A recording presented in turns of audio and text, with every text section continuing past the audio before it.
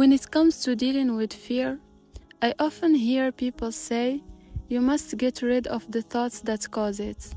Just let go, meditate, be mindful. But that has never worked for me. The thoughts just don't go away. Or they go and come back because they're still there. They still exist.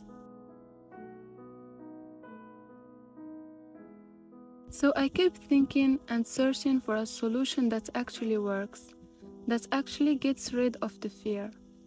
And I've come to this idea. The idea that we should distinguish two phases of dealing with fear. As we know, fear is caused by our thoughts, especially thoughts about the future. Let's call them fear thoughts. Phase 1 is before the formation of the fear thoughts, and phase 2 is after the formation of the fear thoughts. Let's start with after, because it's more challenging, I think. When there is a thought in your head that's causing you fear, denial is never the answer. Even trying to let go, meditate, and ignore it won't make it go away. It will only push it to the back of your mind, adding to your background anxiety. And it will keep resurfacing because it's still there, it's still alive. The solution is to actually kill the thoughts. But you might be wondering, how do I kill a thought? How does that even make sense? Well, first, you shouldn't fight it or resist it, because that will only make it stronger. Instead, you should analyze it, dissect it. Have a conversation with your mind and break the thoughts down into smaller pieces. For example, let's imagine you have an upcoming presentation that you'll have to do at work, in front of your colleagues, or even at school in front of your classmates. And the idea of giving the presentation is causing you fear because you think you might mess up and feel embarrassed. Analyzing these thoughts might sound like this. I am terrified of giving the presentation at work. Why are you terrified of giving the presentation? Because I might mess up and look incompetent. What if you do make a mistake? People will think I'm not good at my job. Is it true that making one mistake means you're not good at your job? No, but it's still embarrassing. What if you do feel embarrassed? It won't kill you, is it?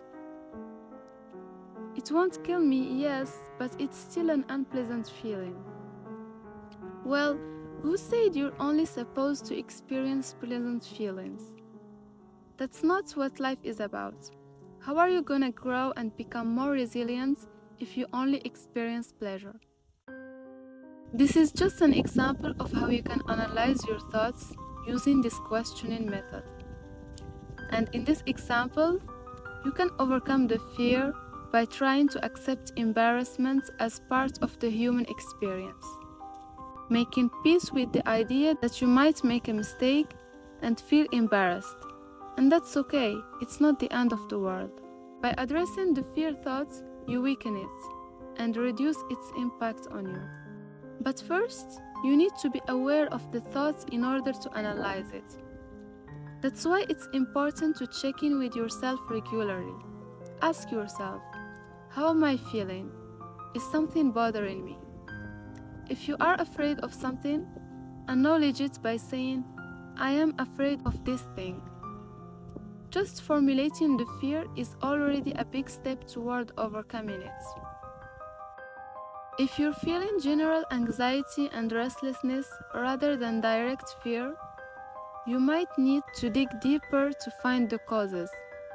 Don't neglect it.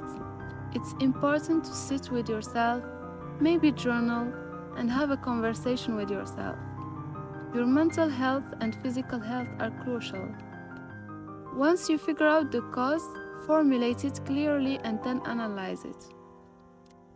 So to summarize, these are the steps to overcome fear thoughts. Check in with yourself, recognize the fear, formulate it, and then analyze it.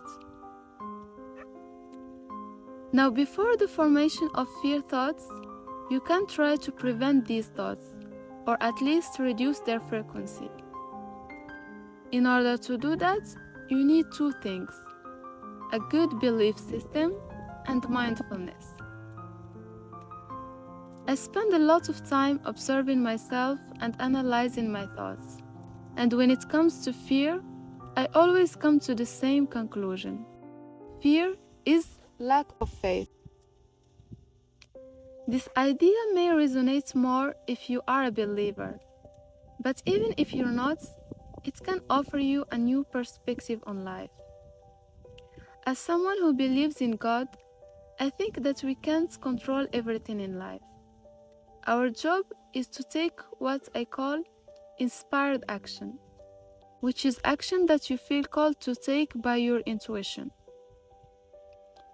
It's important to be honest with yourself. If you feel called to read that material, send that email, or write that article, and you ignore that calling, it's your responsibility. But if you take that inspired action, what comes next is not up to you. It's up to God. And you can ask Him to give you what's right for you. So if you believe in this and still feel afraid, it means one of two things. Either you think that the rest is up to you and that you must be doing more to control the future, which contradicts your belief. Or you don't trust God to give you what's right for you. In both cases, it's an indicator of lack of faith. But don't be hard on yourself. When you feel fear, recognize it. Give yourself grace and take it as an opportunity to cultivate your faith. Now, even if you adopt the right belief system, believing is one thing, and remembering our beliefs on a daily basis is another. We may forget our beliefs, especially the new ones. Our mind tends to expect the worst scenarios, even when everything is fine. It's addicted to thinking, especially negative thoughts. This is where mindfulness comes in. Mindfulness involves observing your thoughts, as if you are stepping outside yourself and watching your mind. When you observe your mind, your thought stream naturally slows down. And even if a fear thought arises, you can recognize its futility as it contradicts your beliefs, and decide to let it go before it grows and becomes strong.